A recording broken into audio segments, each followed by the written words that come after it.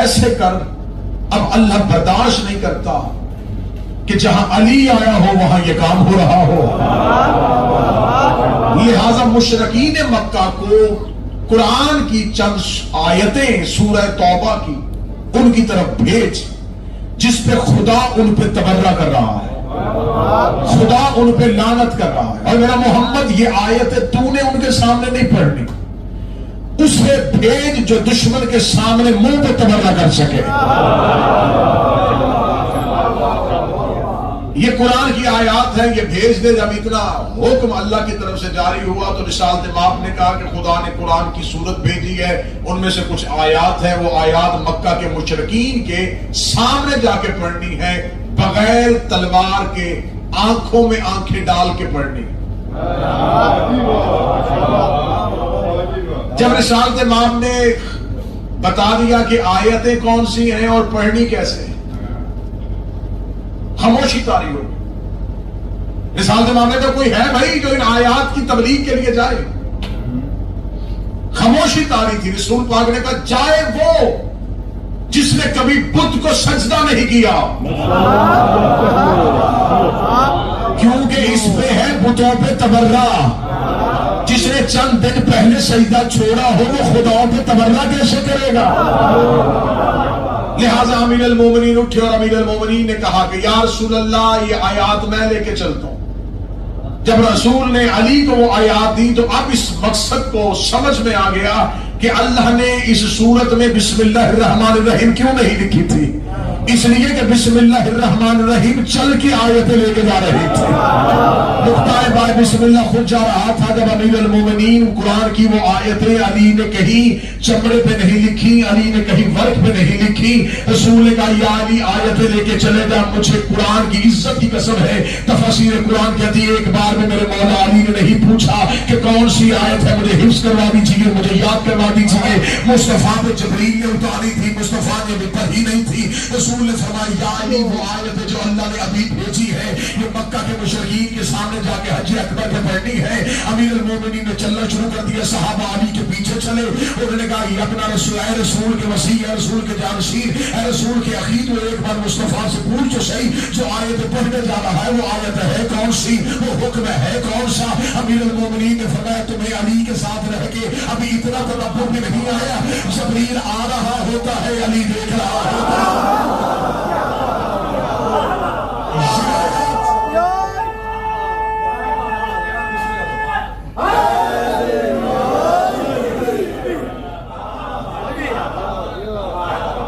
مصطفیٰ پہ جو آیات اترتی ہیں امامت اس کا علم رکھتی ہے. امیر المومنین مکہ پہنچے, یہ خانہ کعبہ کا طواف ہو رہا تھا, گھسے برہنہ. امیر المومنین مکے کی چوٹی پہ کھڑے ہو گئے.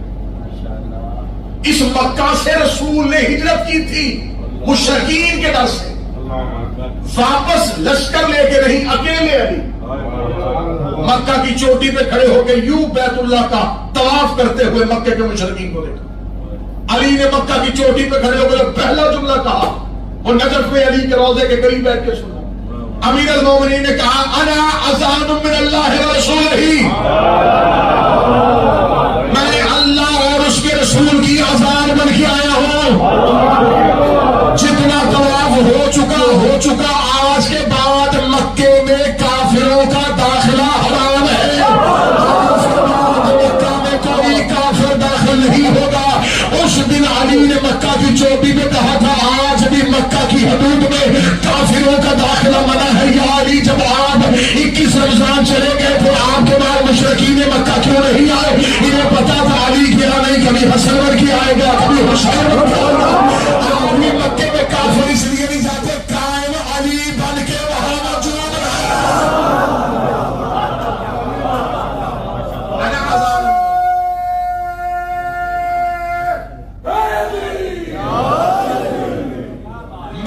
میں اللہ کی اور اس کے رسول کی طرف سے تمہاری طرف اذان بن گیا.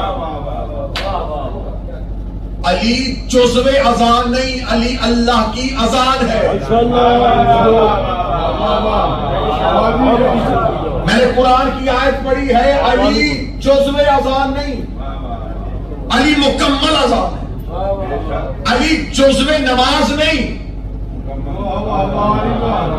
آپ بولنے کو تو میں اگلا جملہ کہوں, مکمل نماز ہے. اگلی صدر میں آپ بول پڑیں گے جیسے علی جزو ایمان نہیں.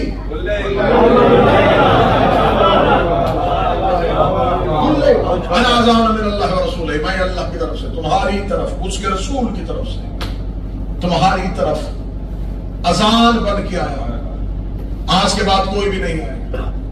یہ سورہ مبارکہ توبہ کی جو آیات تھی یہ خود اللہ نے چاہا کہ علی کی زبان سے جاری کرائے.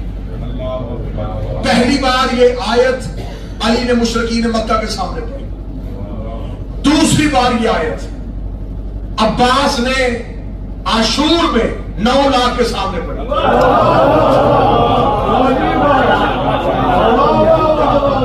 علی نے کہا تھا انا اذان من اللہ, میں اللہ اس کے رسول کی طرف سے اذان. عباس نے 10 محرم عاشور میں 9 لاکھ کے سامنے کہا میں اللہ اس کے رسول کی طرف سے اذان. تیسری مرتبہ یہ آیت کب اور کس نے پڑھی تھی؟ تیسری مرتبہ شام کے دربار میں علی کی بیٹی کا قیدی سمجھ کے نہ دیکھنا, میں اللہ کی اذان بن کے آیا, میں اللہ اس کے رسول کی اذان. صاحبان گرامی قدر, آج کی گفتگو کو اس نتیجے میں ہم نے ختم کرنا ہے. 2 چیزیں میں نے آج آپ کے سامنے بیان کرنی. ایک تو امیر المومنین میں کوفے آنے کا مقصد,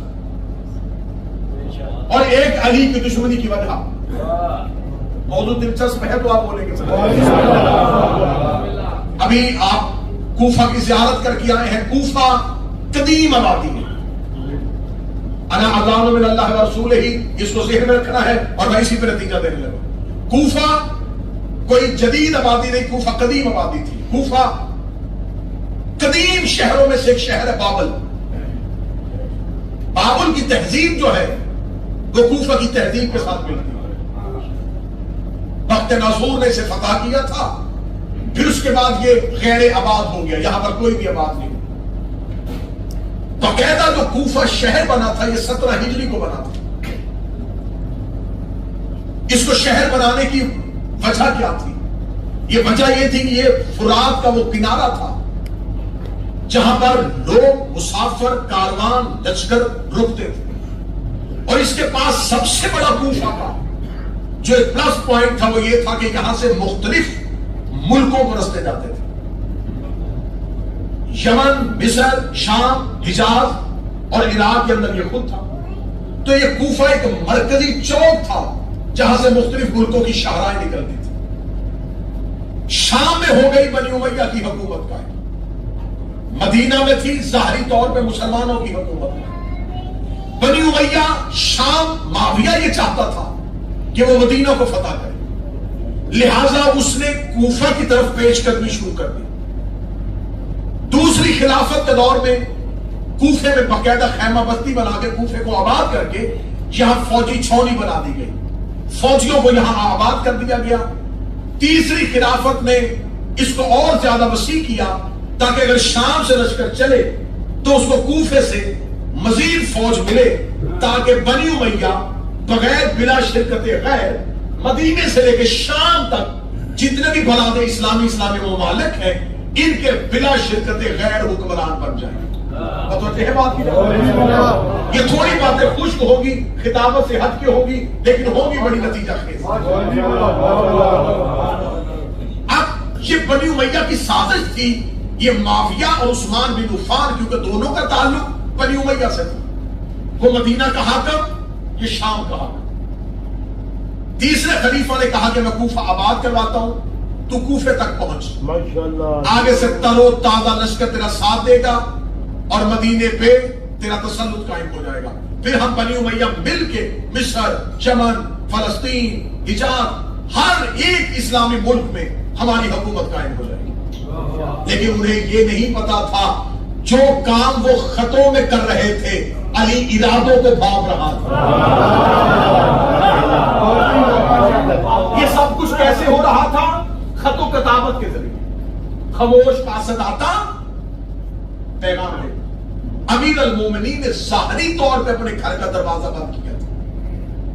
میں کہتا ہوں کہ شیعہ قوم کے لیے سب سے بڑا ظلم یہ ہے کہ ہم نے امیر المومنین کا وہ پہلی 3 خلافتوں کا 25 साल का दौर समझा ही नहीं, और एक जुमला लिख के मेरी कौम के बच्चों को चुप करवा दिया गया।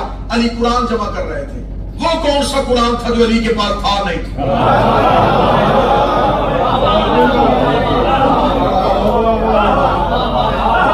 कुरान जमा करने की उसे जरूरत होती है जिसके पास तरतीब मुकम्मल हो, जिसके पास हिस्से मुकम्मल। अली तो कुल कुरान था। अली ने घर का दरवाजा बंद किया था, अली ने घर का दरवाजा, अली ने उम्मत के लिए अपना दरवाजा बंद कर दिया। अली नहीं चाहते थे कि उम्मत अब अली तक पहुंचे।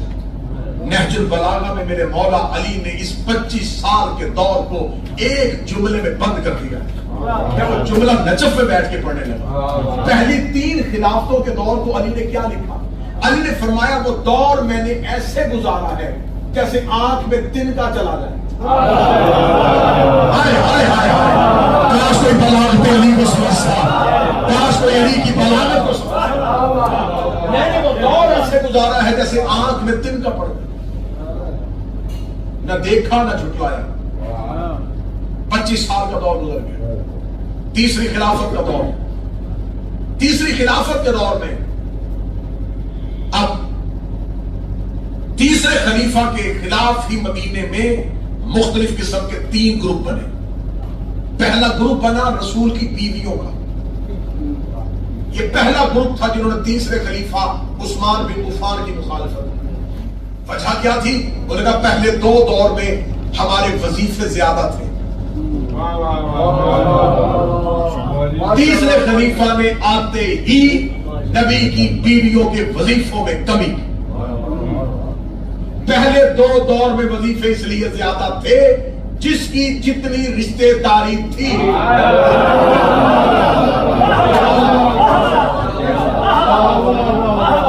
मैं हकाइक पढ़ रहा हूं आपके साथ। अगर नजफ में बैठ के आप मुझे हक नहीं सुनेंगे तो मैं कहां जाके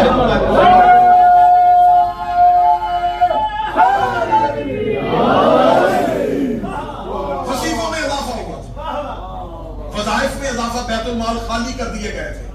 जिसका बाप हाकिम बनता वो बेटी का वजीफे में इजाफा करता। आज टके टके का मौलवी उठ के हमसे पूछता नहीं जी नबियों का विरसा नहीं होता, नबियों की जगीरें नहीं होती, इसलिए शियों का हक ही नहीं है। फजल का मुतालबा करे इसलिए कि खलीफा ने कहा था कि नबियों का विरसा नहीं होता, नबियों की जगीर नहीं होती। उस मौलवी के लिए एक ही जवाब तैयार करके अपनी कौम के बच्चों को देने लगा। उसने पूछना कि रसूल का रोजा कहाँ है, रसूल की कब्र कहाँ है? किसी कब्रिस्तान में है? मगर नहीं, किसी कब्र में नहीं है, हुजरे में है। मगर हुजरा किसका था? कह लगे वो हुजरा नबी ने अपनी एक बीवी को दिया था और नबी उसी हुजरे में दफन है। शर्म नहीं आती? बीवी को हुजरा दे सकता है, बेटी को जगीर।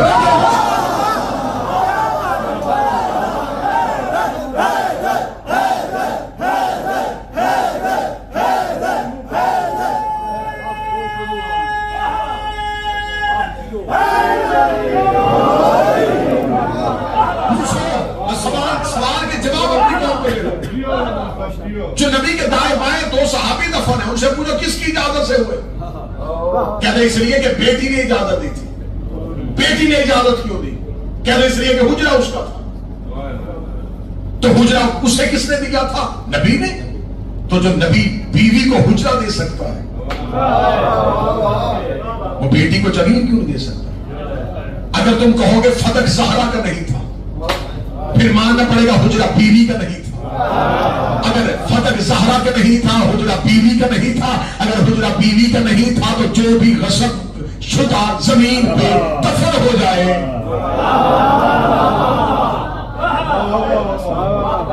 फिर ये ना देखो कि किसके साथ दफन है।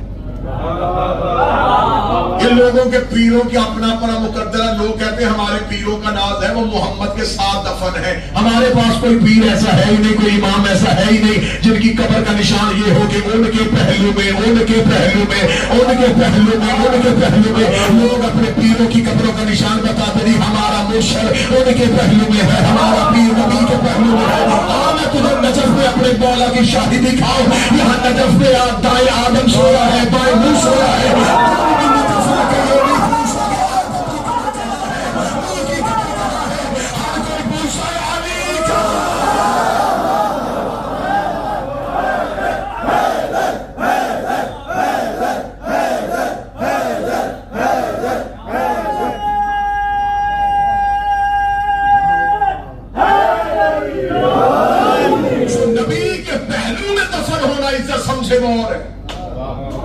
جس کے پہلو میں نبی دفن ہو.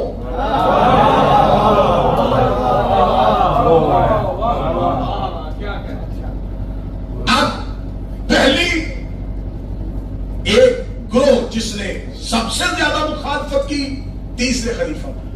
متوجہ بات کی جانا جہاں سے آپ بور ہو کے چھوڑیں گے بتائیں گے. پہلا گروپ جس نے مخالفت کی وہ نبی کی بیوی. وجہ دشمنی کیا تھی؟ میں وجہ دشمنی بتا دی. وظیفوں میں کمی، جتنی مراعات ملتی تھی ان میں خاصی کمی کر دی گئی تھی، اور ان کو وہ رسپیکٹ، وہ عزت نہیں دی جا رہی تھی جو پہلے دو ادوار میں دی جا رہی تھی. دوسرا گروہ مدینے کے وہ سینئر لوگ جو مدینہ میں عرصہ دراز سے موجود تھے، انہوں نے سب سے پہلا اعتراض یہ کیا تھا تیسرے خلیفہ کے دور میں کہ اس نے مروان بن حکم کو واپس کیوں بلایا. یہاں پر وہ جو رسول کی نقلیں اتارا کرتا جسے رسول نے بھیجا تھا، اس باپ بیٹے کو واپس مدینے کیوں بلایا؟ اس پر مدینے کے پرانے لوگ جو تھے مدینہ کے رہنے والے وہ معترض ہوئے، اور انہوں نے تیسرے خلیفہ کی خلافت کے دور میں ان کے خلاف اٹھ کے کھڑے ہوئے. اب یہ دو گروہ وہ تھے جو علی کی محبت میں تیسری خلافت کے خلاف نہیں اٹھے.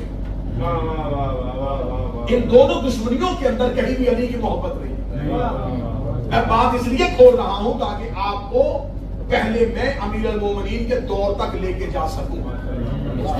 پہلا گروہ جس نے انکار کیا وہ نبی کی بیویاں. وجہ علی کی محبت نہیں، وظیفوں میں کمی، عزت میں کمی اور مراعات میں کمی. دوسرے لوگ جنہوں نے کہا کہ نہیں، انہوں نے بہت سی پالیسیاں تبدیل کر دی ہیں، یہ تمام چارج بنی امیہ کے لوگوں کو دے رہے، لہذا ہم ان کی مخالفت کریں گے. اور ایک چھوٹا گروہ تھا جو خالصتاً محبین علی تھے. ان کو درہم و دینار، وظیفہ، کسی قسم کا سرکاری پروٹوکول یا منصب اس کا تقاضا نہیں تھا. ان کا ایک یک نکاتی موقف تھا کہ خلافت علی کا حق ہے. لیکن جب تین طرح کے گروہ ایک ہی حکومت کے خلاف اٹھ کے کھڑے ہو جائیں تو امیر المومنین نے اپنے ماننے والوں کو خاموش کروایا کہ یہ فتنے کا دور ہے، اس میں تم نے سر نہیں اٹھانا، تم خاموش ہو.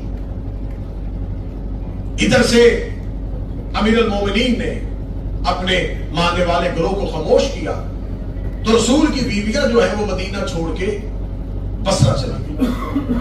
مدینہ چھوڑ دیا نبی کی دو بیویوں نے، اور انہوں نے جا کے بصرہ میں مستقل سکونت اختیار کر لی کہ جب تک یہ تیسرا خلیفہ ہے ہم مدینے میں نہیں رہیں گے.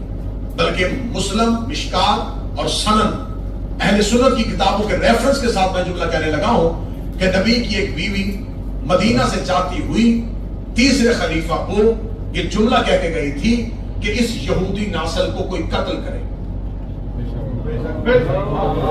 مدینہ میں ایک یہودی تھا جس کا نام ناصر تھا، اس کے چہرے پہ بدنما دھبے تھے، اس کے بدنما چہرے کی وجہ سے لوگ اس یہودی سے نفرت کرتے تھے. نبی کی اس بیوی نے اس یہودی کے ساتھ تیسرے خلیفہ کو تشریف دی. صحابی کو گالیاں ہم نے نہیں نکالی،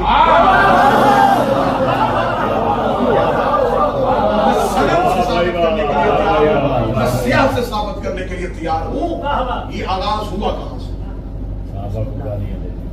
اب وہ چلے گئے. جب انہوں نے مدینہ چھوڑ دیا اور مستقل سکونت جو ہے وہ جا کے اختیار کر لی، تو اب ایک گروہ جو تھا وہ آیا اور انہوں نے آ کے سب سے پہلا اعتراض کیا خلافت کے پاس جا کے، خلیفہ وقت کے پاس جا کے، عثمان بن عفان کے پاس جا کے کہ دیکھو تم نے مصر جو ہے وہ بھی اپنے چچا زاد بھائی کو دے دیا ہے، یمن بھی تو نے دے دیا ہے، اپنے ماموں زاد کو کوئی عبداللہ ابن عامر کو دے دیا ہے، کوئی عبداللہ ابن سرح کو دے دیا ہے، لہذا ان سے یہ اہم منصب واپس لیے جائیں. وہی گروپ خلیفہ کے پاس احتجاج کر کے علی کے دروازے پہ ہے. ان کا یعنی آپ اس بات پہ ہمارا ساتھ دیں کہ جو اہم اسلامی ملک ہے ان میں سے یہ اپنے گورنر ہٹائے بنی امیہ کے خاندان. امیر المومنین ان کے ساتھ گئے اور عثمان کے دربار میں جا کے امیر المومنین نے کہا یہ مسلمانوں کا گروہ تم سے احتجاج کر رہا ہے، بتاؤ اس کے لیے کیا کرنا ہے؟ اس نے کہا اخی رسول آپ آ گئے، میں آپ کے آنے کا احترام کروں گا، میں ابھی ان کو ان کے عہدوں سے معزول کرتا ہوں، میں پہلے مصر کا گورنر واپس لیتا ہوں۔ اس نے وہیں بیٹھے بیٹھے مولا امیر المومنین کے وہیں کھڑے اس نے ایک سرکاری حکم لکھا، سرکاری حکم لکھ کر کے وہی مولا علی کے کھڑے ہوئے کاسد کو دیا، جاؤ فوراً اور مصر جاؤ اور اس سے کہو کہ اسے عہدے سے معزول کیا تھا۔ امیر المومنین گھر آئے، امیر المومنین آتے محمد بن ابی بکر کو بلایا۔ امیر المومنین نے فرمایا محمد جلدی کر، ایک لشکر تیار کر اور فوراً مدینہ چھوڑ، مصر کی جانب جا، جو ہی اس کو عہدے سے معزول کرے، مصر کی حاکمیت اور مصر کی گورنری اب سنبھال۔ لیکن مولا امیر المومنین نے کہا کہ جب تو مدینہ سے باہر نکلے تو محمد ایک بات کا خیال رکھنا، رات کو سفر نہیں کرنا۔ اب حکم امام تھا کہ رات کو سفر نہیں کرنا۔ اور مولا علی نے محمد بن ابی بکر کو جب مدینے سے الوداع کیا تو شام ہو گئی، اب شام کے وقت مدینے سے رخصت کیا، ابھی مدینے سے چند تھوڑے میل کے فاصلے پہ گئے تھے، رات ہو گئی۔ جب رات ہوئی تو محمد بن ابی بکر نے اپنے ساتھیوں سے کہا کہ گھوڑوں سے سامان اتارو، یہاں پر پڑاؤ کرتے۔ انہوں نے کہا محمد ابھی پڑاؤ، ابھی تو سفر شروع ہوا ہے، ابھی سفر کیا ہی کیا ہے۔ اس کا بات سفر کی نہیں، بات حکم امام ہے۔ امام کا حکم ہے کہ رات کو سفر نہیں کرنا تو اب حرام ہے۔ کچھ لوگ ایسے ہوتے ہیں جو یہ چاہتے ہیں کہ دین ہم سے مشورہ لیں۔ جب خدا نے کہہ دیا ہے من کان مریضا مسافرا فعدۃ علی ایام معدودۃ، تم اگر مریض ہے یا مسافر ہے تو اپنے روزے کو قصر کرے۔ جب خدا نے کہہ دیا ہے کہ مسافر قصر کرے تو بندے کان کھا جاتے ہیں ہمیں چاہیے کہ مسافر کا روزہ قصر کرے، سفر ہم نے کیا کون سا ہے؟ اب یا تو آپ اللہ کو مشورہ دیں کہ وہ آپ کی مرضی سے بھی ایک آیت لکھے کہ جناب کیا چاہتے ہیں، تو لہذا دین میں اپنی مرضی سے تبدیلی تغیر کرنے کی کوئی گنجائش نہیں۔ امام نے کہہ دیا رات کو سفر نہیں کرنا، وہیں پہ پڑاؤ ہو گیا۔ محمد بن ابی بکر نے خیمے وہیں پہ لگوا دیا، خود مصلی محمد مصلی پہ بیٹھ گئے۔ مصلی یہ علی کا بڑا جرنیل قسم کا سپاہی تھا۔ مولا فرماتے تھے یہ صلب کسی اور کا ہے، بیٹا علی کا ہے۔ ایک دفعہ ایک شخص نے مولا علی سے پوچھا تھا یا علی یہ تو اس کا بیٹا ہے جو آپ سے محبت نہیں کرتا۔ علی فرمایا میں نے اس کے شجرے سے نکال لیا ہے۔ اتنا کہنا تو وہ بندہ دیکھا تھا یا علی یہ کیسے ہو سکتا ہے، بندیت کسی کی اور کوئی بھی شجرے سے نکال دے۔ مولا فاروق قرآن کی آیت پڑھ کے کہا جب نوح نے اپنے بیٹے کی سفارش کی تھی تو خدا نے نہیں کہا تھا کہ نوح کشتی لے کے جا، میں نے شجرے سے نکال دیا ہے۔ نکال سکتا ہے تو اللہ ڈال بھی سکتا۔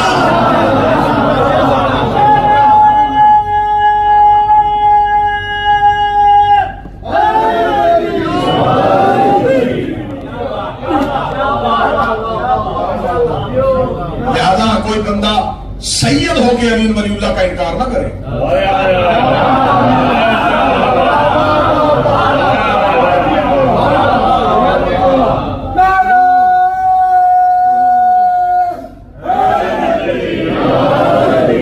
اگر اللہ نوح کے بیٹے کو شجرے سے نکال سکتا ہے تو بالاجی کو نکال سکتا ہے۔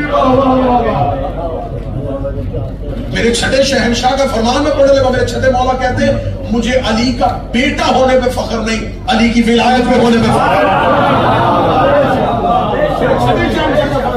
مجھے علی کی ابنیت پہ اتنا فخر نہیں جتنا علی کی ولایت پہ کام کرنے۔ اب محمد بن ابی بکر نے وہیں پہ خیمہ لگا دیا، وہیں پہ پڑاؤ کیا، تو آپ بڑی مطمئن ہو کے بھائی یہ سن رہے ہیں 2-2.5 گھنٹے پڑھ سکتا ہوں نا جی۔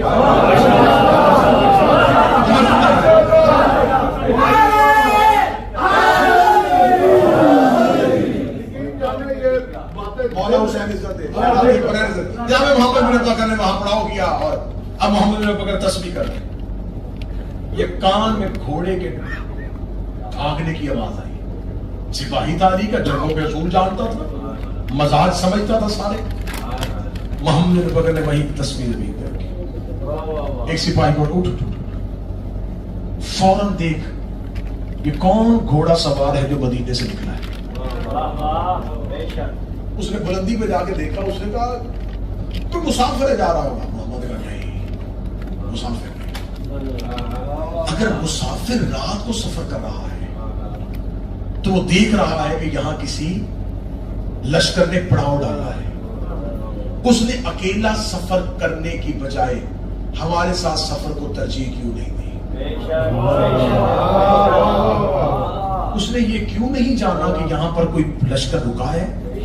وہ پہلے ہمارے پاس آتا. اگر اس کو جلدی بھی ہوتی وہ ہم سے پوچھتا کہ تم نے کب اٹھنا ہے, کب چلنا ہے. اگر ہم اپنا وقت دیر بتاتے تو وہ کہتا مجھے تاخیر ہے, میں جلدی جانا چاہتا ہوں. یہ اکیلا کیوں گیا؟ دوسری چیز, رستہ یہ ہے,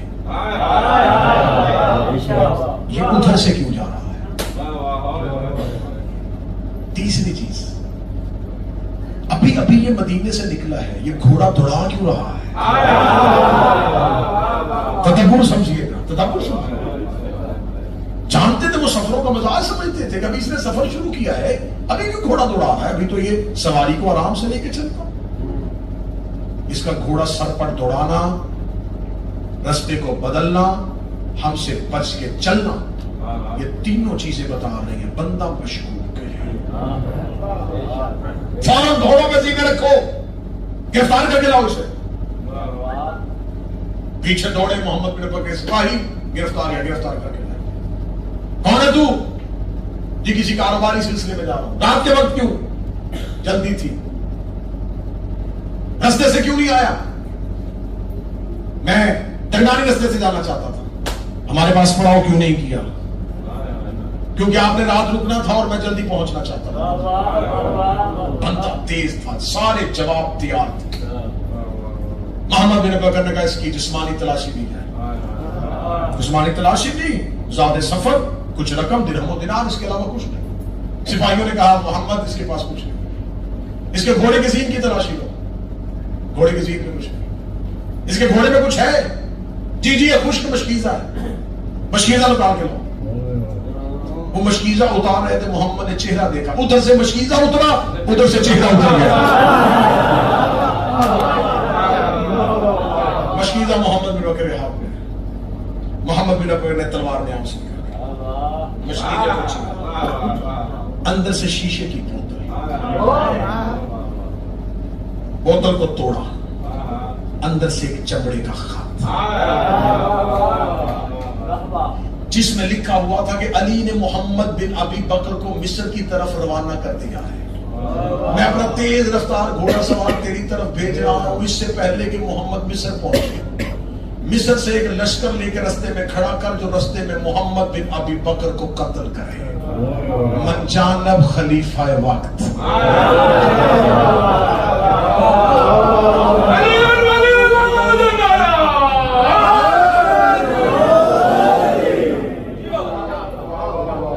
محمد نے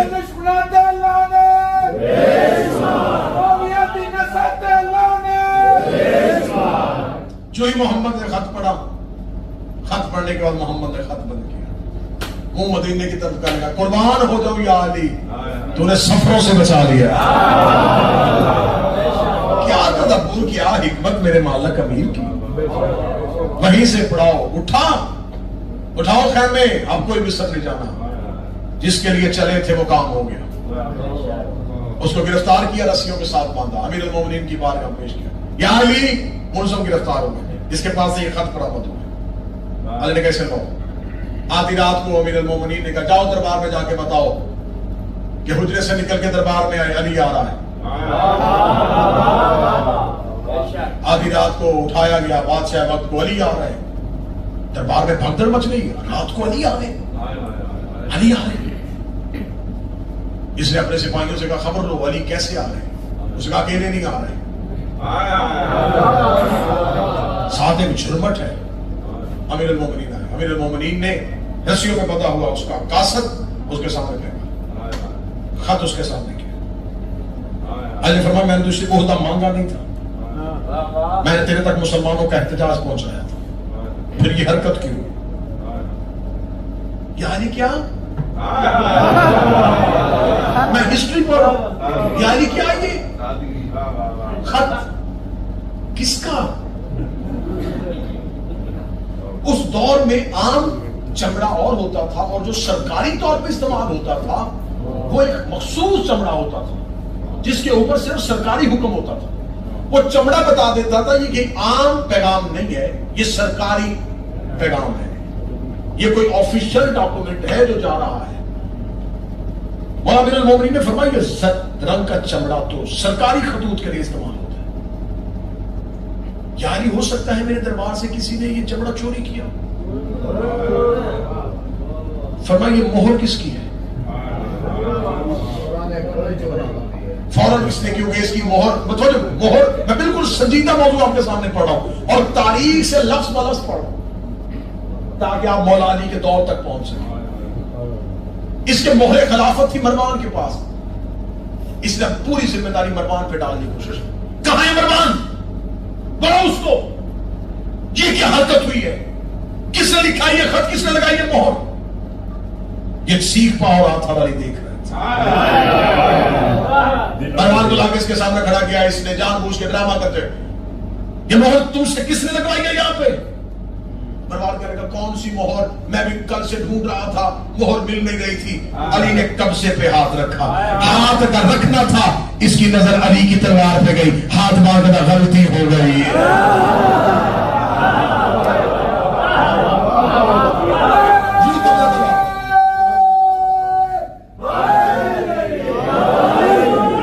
امیر المومنین نے کہا فیصلہ بھی نہیں، آدھی رات ہے، صرف اقرار جرم اور اعتراف جرم کے لیے آیا تھا، فیصلہ صبح مسجد میں ہوگا۔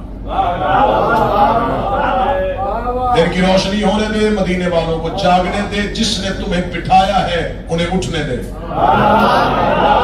آج یہ جملہ آپ سمجھ رہے تھے، جنہوں نے تمہیں بٹھایا ہے انہیں اٹھنے دے۔ کل دن کی روشنی میں فیصلہ ہوگا کہ اب تیرے ساتھ کیا سلوک کیا جائے۔ یا علی میں ابھی دوسرا خط لکھتا ہوں، میں ابھی کا بھی محمد بن ابی بکر کو مصر کا حاکم بناتا ہوں۔ یا علی مجھے رسوا نہ کیجیے، یا علی لوگ مجھ پہ اعتماد کرنا شروع کریں گے، یا علی اگر آپ نہ بچائیں گے مدینہ میرا پہلے بڑا دشمن ہے۔ اب لوگ یہ کہتے ہیں کہ بھائی کیوں بچاتے تھے علی؟ شیعہ لوگ سوال کرتے کیوں بچاتے تھے علی؟ جب اس دربار میں سوالوں کے جواب بھی بتا دیتے تھے، مشکلوں سے ان کو نجات بھی دے دیتے تھے، کیوں بچاتے تھے؟ کاش تم علی کو سمجھو۔ اب میں تمہیں اس کی ایک ہی مثال دیتا ہوں، اللہ سے پوچھو کہ کافر پیدا کیوں کرتا ہے؟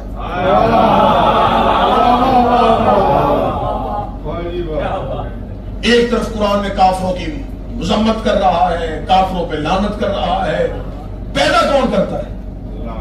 انہیں رزق کون دے رہا ہے؟ امریکہ کو سپر پاور کس نے بنایا؟ اسرائیل کو نظام کون دے رہا ہے؟ آج پوری دنیا میں یہ نظام، اس کا مطلب ہے کہ معاذ اللہ کیا خدا یہ چاہتا ہے کہ کفر کا نظام قائم ہو جائے؟ تو یہ سارے کا سارا نظام کہاں سے چلا تھا؟ فرعون کو روٹی کس نے دی تھی؟ نمرود کو سانسیں کون دے رہا تھا؟ شداد کو حکومت کون دے رہا تھا؟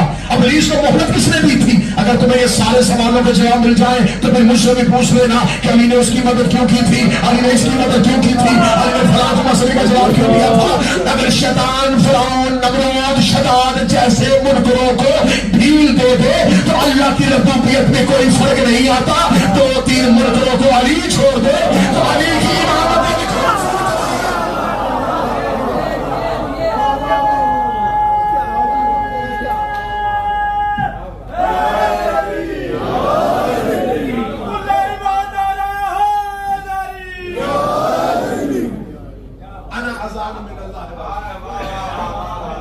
ذہن میں رکھنی ہے، میں نتیجہ لے کے آنے لگا ہوں۔ بس صبح کی روشنی میں بات مدینے میں پھیل گئی۔ ایک گروپ جو تیار تھا کہ کوئی بہانہ ملے، جب انہیں خبر ہوئی کہ اس نے محمد بن ابی بکر کے قتل کا منصوبہ بھی بنا لیا تھا اور یہ مسلمانوں میں فتنہ بھی چاہتا تھا، انہوں نے جا کے اس کے گھر کا گھیراؤ کر دیا۔ جب اس کے گھر کا گھیراؤ ہوا تو اب اس نے ایک پیغام پر ایک قاصد علی کی طرف بھیجا، یا علی میری مدد کو آئیے۔ امیر المومنین پھر گئے، پھر امیر المومنین سے اس نے مدد مانگی کہ یا علی لوگوں نے میرے گھر کا محاصرہ کر لیا، یا علی اس لمحے مجھے مشکل سے بچا لیں، پھر آپ جو جو کہیں گے میں وہاں وہ عہدیدار بھیجیں۔ امیر المومنین باہر گئے، اور جو باہر گھیرا رکھے ہوئے تھے وہ علی والے نہیں تھے، یہ ذہن میں رکھیے، وہ علی سے محبت کے دعوے دار نہیں تھے، وہ بس اسے خلیفہ نہیں دیکھنا چاہتے۔ امیر المومنین باہر گئے، فرمایا کیونکہ ہم ہیں مدینے کے وارث، ہم ہیں ریاست مدینہ کے مالک، جس اسلام کو تم نے اپنے زبانوں میں جاری کیا ہے اس کے بانی ہم ہیں، اسلام کا نام بدنام نہ کرو، مدینے کی عزت کو پامال نہ کرو، تمہارا مطالبہ کیا ہے؟ یعنی ہمارا پہلے بھی مطالبہ یہی تھا، یہ ان کو عہدوں سے معزول کیوں نہیں کرتا؟ اللہ نے فرمایا اس نے مہلت دی ہے کہ مجھے 3 دن کی مہلت دو، میں ان کو عہدوں سے معزول کر دوں۔ انہوں نے کہا یا علی ہم اس کی بات نہیں مانیں گے، آپ ضمانت دیں۔ ہسٹری پڑھ رہا ہوں، اور یہ ہسٹری شیعہ نہیں پڑھ رہا، ابن خلدون سے لے کے شبلی نعمانی تک، شبلی نعمانی سے لے کے سلیمان ندوی تک، یہ تمام تواریخ نے بالکل بعینہین واقعات کو ایسے ہی لکھا، یا علی ضمانت آپ دیں گے۔ اللہ نے فرمایا 3 دن تک کی میری ضمانت، 3 دن کے اندر اگر یہ ان کو ان کے عہدوں سے معزول نہ کرے پھر جو فیصلہ عوام کرنا چاہے کرے گی۔ امیر المومنین گھر آ گئے، پہلا دن گزر گیا، اس نے دوسرے دن شام خط لکھا کہ علی نے میرے لیے 3 دن کی مہلت مانگی ہے اور مجھ سے عہدوں کی معزولی چاہتے ہیں مدینے کے لوگ، کوشش کرو جتنی جلدی ہو سکے شام سے لشکر مدینے بھیجو تاکہ مجھے علی کی مدد کی ضرورت نہ پڑے اور شام کے سپاہی میرا تحفظ کرے۔ وہ قاصد بھی پکڑا گیا، فیصلہ پھر مولا علی کے پاس آ گیا، مولا علی آیا، مولا فرمایا اب نہیں، اب جو علی آئے تو اب تاریخیں کہتی ہے مولا بڑے جلال میں تھے، ابا زمین پہ خط کر رہے تھے۔ علی فرمایا کیا سمجھایا تو نے علی کو؟ میں بار بار تیری جان کا تحفظ دے رہا ہوں لوگوں سے، تو بار بار اسلام اور مسلمانوں سے دھوکہ کر رہا ہے۔ اب اس کے بعد علی نہ تیری حفاظت نہ تیری ضمانت۔ مولا امیر المومنین گھر کی طرف پلٹے، لوگوں کو پتا چل گیا کہ اب علی اس کی کوئی ضمانت اور کوئی حفاظت کریں۔ علی چاہتے تھے مدینے میں بھگدڑ نہ بچے۔ یہ مولا امیر المومنین کا یہ ساتھ دینا اس سے محبت نہیں، اسلام سے مخلص پن تھا۔ ان کا کیا ہے اسلام میں؟ نقصان تو اسلام کا ہو۔ لہذا امیر المومنین نے کہا نہیں، اب کسی قسم کی کوئی گارنٹی نہیں، کوئی حفاظت نہیں، علی اپنے گھر کی جانب چلے۔ لوگوں نے اس کے گھر کی دیواروں کے اوپر لوگ چڑھ گئے، اس کا پانی بند ہوا، 3 دن تک پانی بند رہا۔ 30ویں دن اس نے پھر پیغام بھیجا کہ علی سے کو مدد نہ کرے، میرے کھانے اور پانی کا بندوبست کر۔ یہ ہے امیر المومنین، حسن کے ہاتھ میں روٹی، حسین کے ہاتھ میں پانی۔ میں فضائل پڑھ رہا ہوں، مولا نے دونوں شہزادوں کو کہا جاؤ جا کے اس کو کھانا اور پانی دو، کیونکہ اس نے علی سے مانگا ہے اور کریم سوال رد نہیں کرتا۔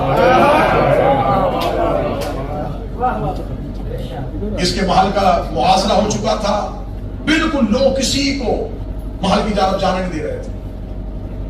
یا پیچھے سے آواز ہے کہ کوئی آ رہا ہے، وہ کوئی نہیں، کون ہے یہ؟ انہیں کہا نہیں، خبردار کوئی دربار میں نہیں جائے گا۔ پیچھے سے کسی نے آواز ہے رستہ دو، حسنین آ رہے ہیں،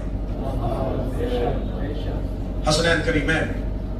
اس کے گھر کی دیوار کی گئی، دیوار کے اوپر پانی کا برتن اور کھانا رکھا۔ اس نے دیوار کے قریب پتھر رکھے اور پتھر پہ اوپر کھڑے ہو کے اس نے کہا حسنین پاپا سے کو آخری بار مدد کر دے۔ فرمایا نہیں، تم نے صرف کھانا اور پانی مانگا تھا، جو چیز پاپا سے مانگی تھی وہ آخری کھانا اور پانی تھا جو علی کے پاس سے گیا تھا۔ تھوڑی دیر بعد وہی محاصرین جنہوں نے محاصرہ کیا تھا انہوں نے بھرپور حملہ کیا، بھرپور حملہ کرتے ہوئے اس کو قتل کر دیا۔ اس کی بیوی نائلہ جو اس کے دفاع کے لیے اوپر آئی، اس کے ہاتھ کی انگلیاں کاٹ دی۔ آج لوگ ہم پہ الزام کرتے ہیں کہ جب بیوی کے دروازے پر حملہ ہوا تو علی نے مدد کیوں نہیں کی؟ تو علی تو 4تھے نمبر کا خلیفہ ہے، جب 3رے نمبر کے خلیفہ کے گھر پر حملہ ہوا اس کے زوجہ کی انگلیاں کٹی گئی۔ جو انگلیاں شام میں جا کے سجائی گئی تھی اور وہ کرتا نیزے پہ اٹھایا گیا تھا. اب جب تیسرے خلیفہ کا قتل ہوا اب بھگدڑ مچ گئی مدینہ میں. اب لوگ آئے علی کے دروازے پہ, یا علی اب اسلام کو بچائیے. امیر المومنین نے فرمایا نہیں, تم نے خلافت کی قمیص کو اس بدن پر پہنایا جس پہ وہ پوری نہیں تھی,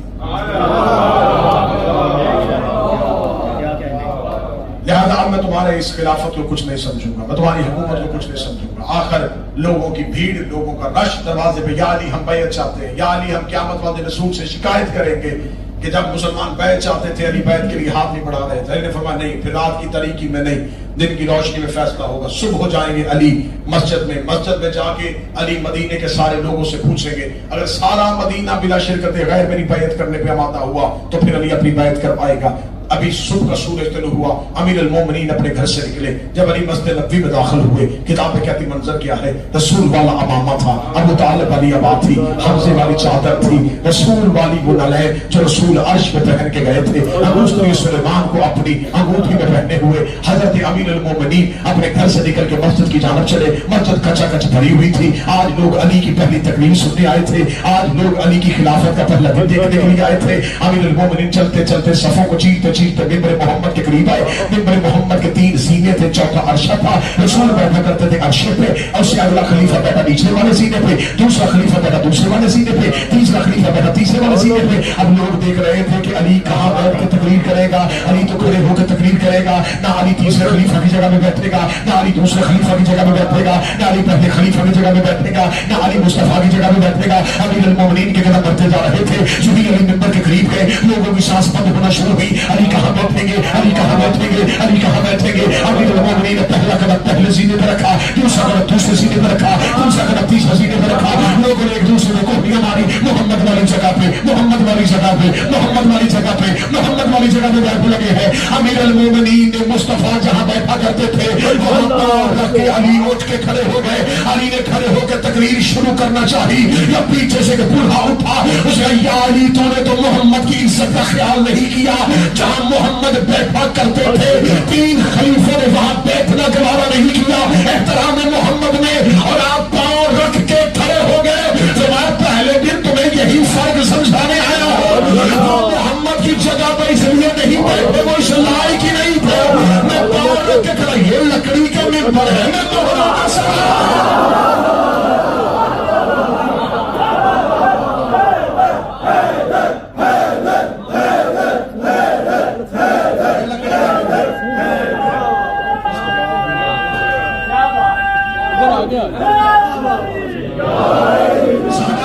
بس بڑی جلدی بس نتیجہ آ گیا.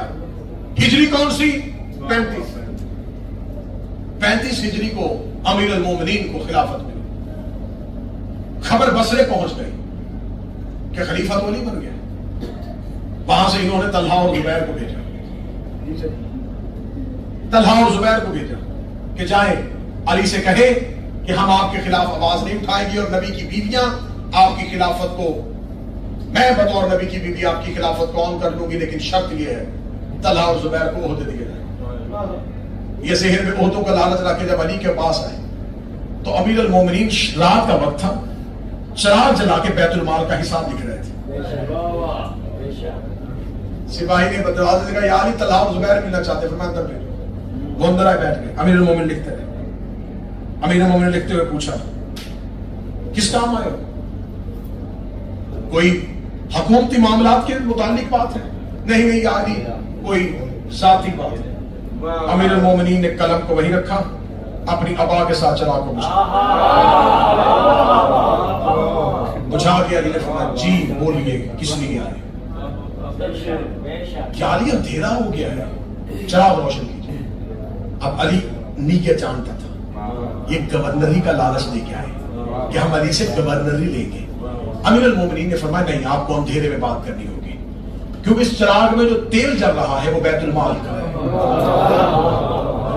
اور تم آئے ہو ذاتی کام. میں علی نہیں چاہتا کہ کوئی ذاتی گفتگو بھی بیت المال کے تیل سے جلتے ہوئے چراغ کی لو میں ہو. آئی حسرت تو وہی کی وہی مر گئی کہ جو بیت المال کے تیل کی ایک لمحے کی لو برداشت نہیں کرتا وہ گورنری کہاں سے دے دے گا؟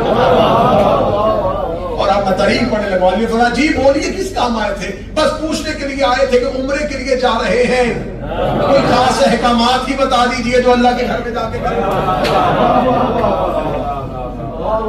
اب جب پتہ چلا کہ بھائی کوئی لالچ نہیں ہے، علی تو کچھ بھی نہیں دینے والے، اب انہوں نے بصرہ سے خروج کیا، شام والے نے فوج دی اور پیسہ دیا، کمان کی نبی کی ایک بیوی نے اور لشکر چلا۔ امیر المومنین کو خبر ہو گئی تھی کہ اب شام کا حاکم جو ہے وہ مدینہ کو کمزور کرے گا، یہ وہ مقام تھا جہاں تک میں آپ کو لے کے آنا چاہتا تھا۔ امیر المومنین نے پھر اپنا دارالحکومت کوفہ کو بنایا، امیر المومنین نے اپنا مسکن کوفہ قرار دے دیا۔ ایک بات میں آپ کو زائرین گرامی قدر یہاں نجف فیشن میں بیٹھ کے کہہ رہا ہوں، ایک بہت مشہور غلط العام مثال ہو گئی ہے کہ کوفیوں میں وفا نہیں ہے، کوفی اچھے نہیں، بلکہ ایک اتنی مشہور ہو گئی ہے کہ کسی کو بے وفائی کا تانا دینا ہو تو لوگ اسے کہتے کوفی ہے، اور کوئی بہت برا شہر ہو تو لوگ اس کے متعلق کہتے ہیں یہ تو کوفہ ہے۔ ذہن میں رکھیے گا کوفہ علی کے شیعوں کا شہر ہے۔ دوسری بات ذہن میں رکھیے گا کوفہ تمہارے 12ویں کا دارالحکومت ہے۔ اب میں آپ کو یہ بتاؤں گا یہ جتنی باتیں تیار ہوئی یہ کب تیار ہوئی تھی، بس میں بڑی جلدی کر رہا ہوں کیونکہ تاریخ اتنی ہے کہ میں اس کو پڑھتا جا رہا ہوں اور میرے سامنے تاریخ کھلتی جا رہی ہے، مجھے سمجھ نہیں آ رہی کہ کون سا دریچہ بند کروں اور کون سا دریچہ آپ کے لیے کھولوں۔ امیر المومنین جب کوفہ آئے تو کوفہ میں 3 طرح کے گروہ تھے۔ پہلا گروہ وہ تھا جنہوں نے پہلی 3 حکومتوں کو بھی مانا تھا اور اب بطور خلیفہ علی کو بھی مان رہے تھے۔ دوسرا گروہ وہ تھا جو کوفے میں رہتے تھے جن کا مقصد کوئی بھی خلافت اور حکومت نہیں تھا، وہ جنگجو تھے، وہ لڑنے والے تھے، وہ جنگ بحثیت کاروبار کرتے تھے، جنگ ان کا شعبہ تھا، جنگ ان کا پیشہ تھا، جنگ ان کا بزنس تھا، وہ جنگوں سے کماتے تھے اور اپنے بچوں کو کھلاتے تھے۔ تیسرا گروہ تھا علی کے چاہنے۔ امیر المومنین نے کوفہ سے پہلا لشکر تیار کیا جبل کے لیے، یہ لشکر تھا 80,000 لوگوں کا، صرف 10,000 لوگ مدینے سے آئے، 70,000 کوفے تھے۔ پورا 1 سال جنگ ہوئی، 35 ہجری کو جنگ جبل، 36 کو صفین شروع ہو گئے، 37 کا درمیانی رمضان تھا جہاں پہ تحکیم کا مرحلہ آیا صفین کا، اور خوارج جو ہے انہوں نے نہروان پہ علی کو بلا لیا۔ 38 ہجری کے انتہا تک نہروان ہوتی رہی۔ 39 ہجری کو کوفہ کے مرکزی گروہوں نے اٹھ کے علی کے خلاف بغاوت کر دی۔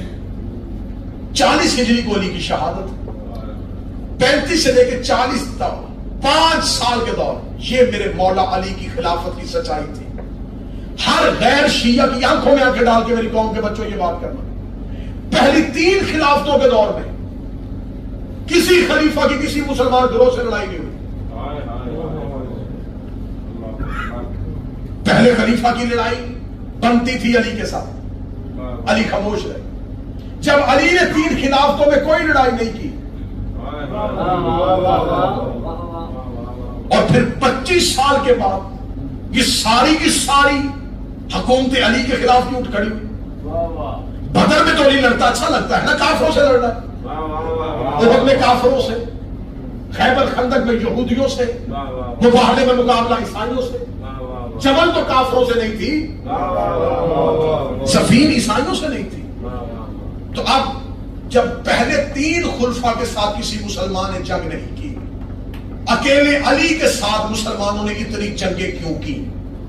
تو اب دونوں میں سے ایک بات ماننی پڑے گی، یہ سارے مسلمان غلط تھے اور اکیلا علی صحیح تھا، یا پھر معاذاللہ اکیلا علی غلط تھا اور سارے مسلمان صحیح تھے؟ تم لمحے کے لیے علی کو غلط کہو گے، اسلام غلط ہو جائے گا۔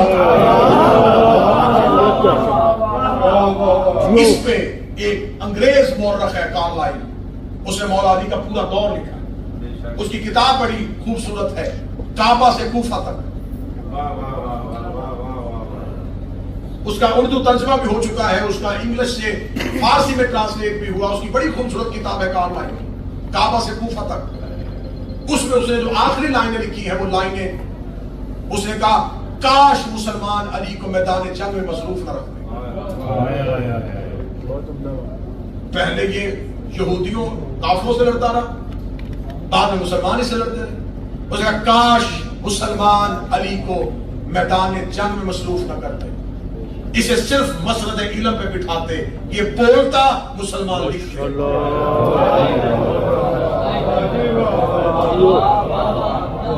اگلی سطر اس کی سننا، اس نے اگر مسلمان صرف علی کو بولنے دیتے اور علم کا اظہار کرنے دیتے تو علی علم کی اتنی دنیائیں تخلیق کر دیتا کہ قیامت تک ریسرچ کی ضرورت ہی نہ پڑتی۔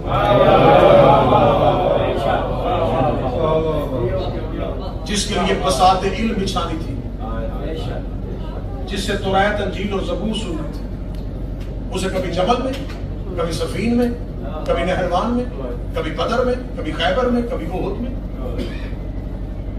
علی کسی جنگجو پہلوان کا نام نہیں، علی اللہ کے علم کا نام تھا۔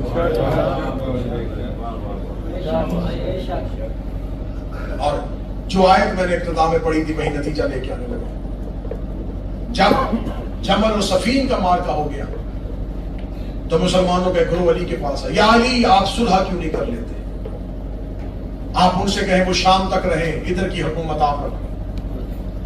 امیر المومنین نے فرمایا اگر اللہ صلح ہی کو ترجیح دیتا تو مجھے اذان بنا کے مکے کی طرف نہ بھیجتے۔ انا اذان من اللہ و رسولہ، میں وہ اذان ہوں جو اللہ اس کے رسول کی طرف سے کافروں کی طرف، میں وہی اذان ہوں جو اللہ اور اس کے رسول کی طرف سے منافقوں کے لیے۔ امیر المومنین جبل میں بیٹوں کے ساتھ، سفین میں بیٹوں کے ساتھ، نہروان کی جنگ میں داڑھی سفید ہو گئی تھی، بازو جوان تھا علی، علی بیٹوں کے ساتھ لشکر کے درمیان میں لڑتے تھے۔ بیٹے آ کے باپ کے سامنے ہاتھ جوڑ کہتے بابا بڑی جنگیں کی آپ نے، بابا اب تیرے 18 بیٹے ہیں، بابا آپ صرف خیمے کے دروازے میں بیٹوں کو لڑتا دیکھا۔ علی فرماتے نہیں، میں بیٹوں کے درمیان ہوتا ہوں مجھے ایسے لگتا ہے جیسے تاروں میں چاند ہے، مجھے بیٹوں کے جھرمٹ کے ساتھ لشکر میں جا کے لڑتے ہوئے لطف آتا ہے جب مجھے دائیں بھی علی نظر آتا ہے، بائیں بھی علی نظر آتا ہے۔ وہ علی جس نے ہر جگہ پہ اسلام کو بچایا،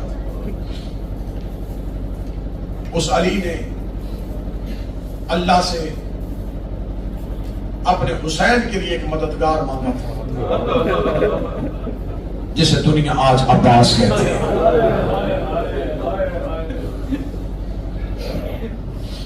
بس زیادہ پڑھ گیا، تھوڑا اور پڑھوں گا، آنکھیں بھر جائیں، نجف کا مالک راضی ہو جائے، گزر گیا علی کی شہادت کا دن۔ پھر احمد شاہ جی میں جملہ پڑھوں گا، یقیناً